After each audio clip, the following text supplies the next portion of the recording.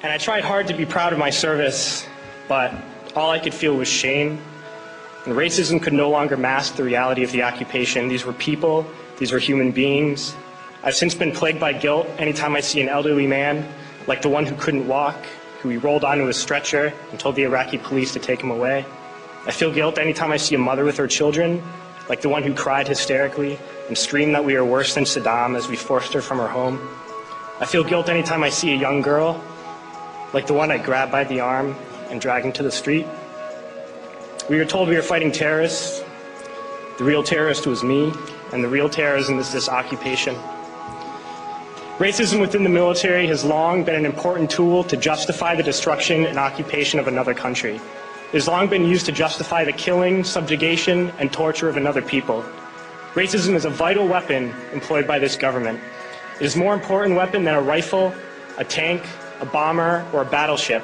It is more destructive than an artillery shell, or a bunker buster, or a Tomahawk missile. While those weapons are created and owned by this government, they are harmless without people willing to use them. Those who send us to war do not have to pull a trigger or lob a mortar round. They do not have to fight the war, they merely have to sell the war. They need a public who is willing to send their soldiers into harm's way. They need soldiers who are willing to kill and be killed without question. They can spend millions on a single bomb, but that bomb only becomes a weapon when the ranks of the military are willing to follow orders to use it. They can send every last soldier anywhere on earth, but there will only be a war if soldiers are willing to fight. And the ruling class, the billionaires who profit from human suffering, care only about expanding their wealth, controlling the world economy. Understand that their power lies only in their ability to convince us that war, oppression, and exploitation is in our interest.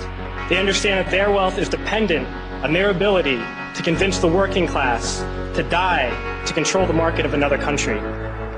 And convincing us to kill and die is based on their ability to make us think that we are somehow superior.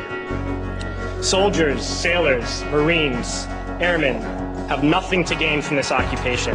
The vast majority of people living in the U.S. have nothing to gain from this occupation. In fact, not only do we have nothing to gain, but we suffer more because of it. We lose limbs, endure trauma, and give our lives.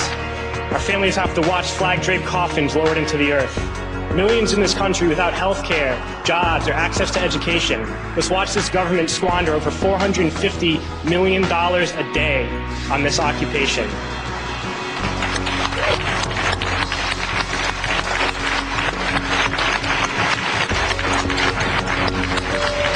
Poor and working people in this country are sent to kill poor and working people in another country to make the rich richer.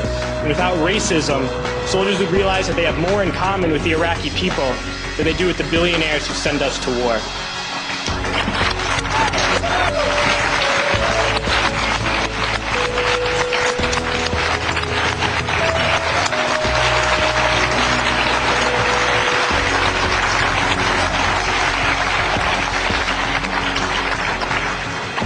I threw families onto the street in Iraq, only to come home and find families thrown onto the street in this country, in this tragic and unnecessary foreclosure crisis. We need to wake up and realize that our real enemies are not in some distant land. They're not people whose names we don't know and cultures we don't understand. The enemy is people we know very well and people we can identify. The enemy is a system that wages war when it's profitable. The enemy is the CEOs who lay us off from our jobs when it's profitable. It's the insurance companies who deny us health care when it's profitable. It's the banks who take away our homes when it's profitable.